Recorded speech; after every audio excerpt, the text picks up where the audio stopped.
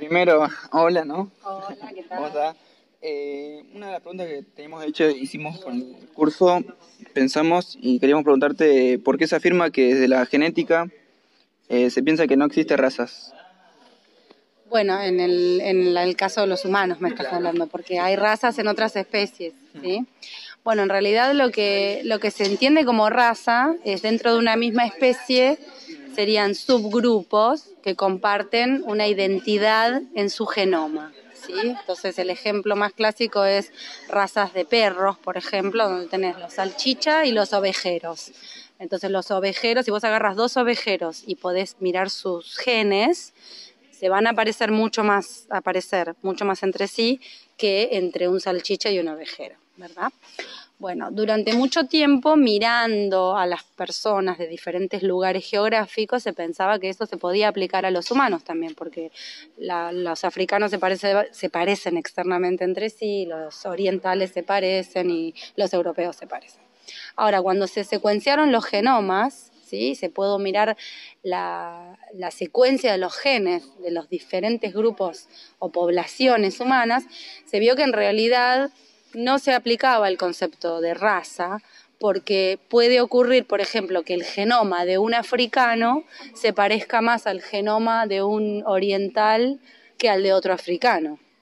Entonces, el hecho de que hayan diferencias externas de apariencia no significa que genéticamente sean más parecidos. Entonces, en realidad, la conclusión de todo esto fue que todos los seres humanos tienen una diversidad genética tan grande que en realidad es como si estuviéramos todos mezclados, ¿sí? Por eso no se puede clasificar como razas. Pregunta que, como usted dijo, que no existen razas sino poblaciones. Entonces la pregunta vendría, ¿qué diferencia biológica existen entre esas distintas poblaciones? Biológica, el término biológico, o sea, desde el punto de vista biológico somos la misma especie y somos iguales o tan distintos como dos miembros de la misma población entre sí.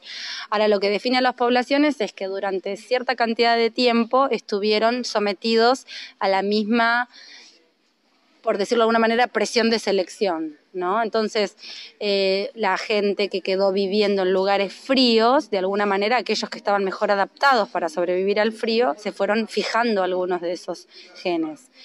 Y en cambio, en otras poblaciones, como por ejemplo en África, que están en un lugar con mucha exposición al sol, la presión de selección fue tener mayor cantidad de melanina, porque eso les permitía poder adaptarse mejor al ambiente. Entonces, en realidad las poblaciones están más definidas por esos rasgos, pero no por su identidad genética. A las personas como para causar rechazo a un trasplante de órganos. Bueno, es muy interesante esto porque tiene que ver con el complejo de histocompatibilidad de los órganos.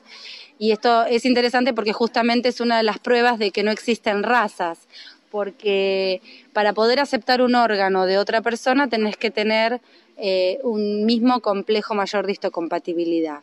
Y eso no necesariamente ocurre entre personas de la misma población. Por ejemplo, a lo mejor nosotros vivimos en la Argentina y nos parecemos más por ahí que con un chino, pero de pronto puede pasar que si vos necesitas un trasplante, una persona de China tenga tu mismo complejo de histocompatibilidad y puedas recibir un trasplante de esa persona y no de alguien que vive al lado tuyo. Entonces eso tiene que ver con que justamente los genes, los diferentes alelos de los genes se han repartido como al azar, ¿sí? entre los seres humanos, que después han quedado separados por otros motivos y tuvieron diferencias externas debido a lo que te contesté en la pregunta anterior, pero genéticamente podemos estar más relacionados con alguien que está más lejano. No existen razas sino poblaciones. Exactamente. No existen razas, sino poblaciones, y las diferencias, algo que quiero aclarar es que las diferencias físicas que puedan existir entre las poblaciones tienen que ver específicamente con el ambiente en el que fueron fijadas esas diferencias. Pero, por ejemplo, un poco lo que hablábamos en la charla de hoy, de las capacidades del cerebro, está comprobado que las capacidades del cerebro no tienen nada que ver con las poblaciones. O sea, uno puede ser más inteligente o menos inteligente y ser parte de distintas poblaciones. O sea, no hay una población que digas tiene mayor capacidad en su cerebro, ¿sí? Así que en ese sentido todos somos iguales.